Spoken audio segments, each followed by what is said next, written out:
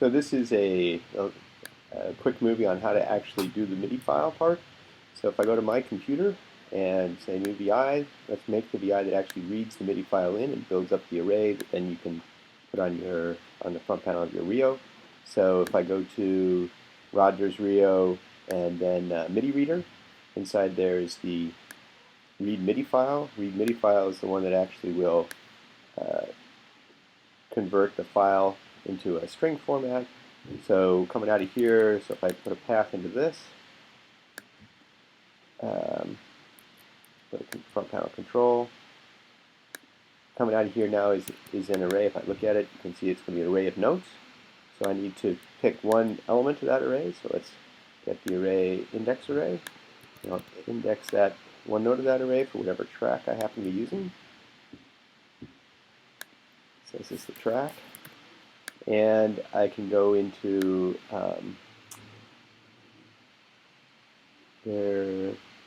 I need the MIDI delay. It's going to tell me how long I need to wait between each of the MIDI statements. And then the last one is the one that actually parses the command. So that would be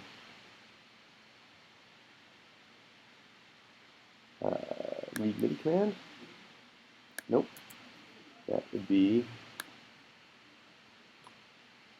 parse. Nope. Breakdown MIDI string. There it is. So we then say, okay, whatever track we happen to be on, we need to break that string down. So I'm going to wire that in here. Strip meta events. We don't need any meta events. And so now this will give me, on my diagram, that array of commands with the one caveat. Remember that this delay is actually in ticks. And so I need to convert that delay from ticks into an actual time in milliseconds. So the way I'll do that is I'll pass through the header, which comes out of here. I'll need to, just like we pulled off the right track, I'll need to pull off the right beats per minute, because you can actually have different beats per minute for different tracks. That's the beats per minute.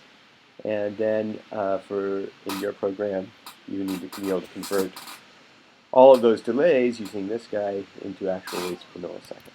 So your program should have something like this.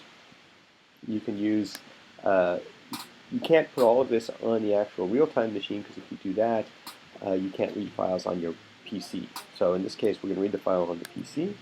So if we go to the front panel of this, let's actually pick a MIDI file. In the Rogers Rio, there's a sample MIDI file. So if I go to MIDI reader, and scroll all the way down, test MIDI test, that's the first thing that Mike sent me. And you can see there it's a track 0 is just all meta events, which I don't really want. And track 1 are notes on and off, plus meta events. So let's strip all the meta events. Is that true? So now it is just note on, note off, which is what you wanted, delays. So I can take this array, hit copy, now go to my single board Rio, do a new VI on the single board Rio, and let's paste it on the front panel of that single board Rio. So now I can say, let's make it a control. Let's also save current values as default, so that next time you open it up, it'll have those numbers in there. You don't need to go through this process again. So it's data operations, make current values default. So now I have an array of note on and note off. So I would go into a for loop for as many notes as I have, or as many commands as I have. I'm going to want to break apart that cluster into the different subparts of the cluster. And so each thing starts with a delay. So again, I'm going to need to do, like we were talking about before, I'm going to need to do this. Use this thing to pass in the delay. I also will need to know what my particular beats per minute is, so that I can put that there, and I'll need to know the header, so I can put that there. So you can either just copy-paste those as well. So if I open this guy up and then go hit run here, it will fill it up with the header. So I can just copy that header and the beats per minute. Take both of those, hit copy, close this, and paste it on this front panel, and then edit, save all current values. Default, change them to controls.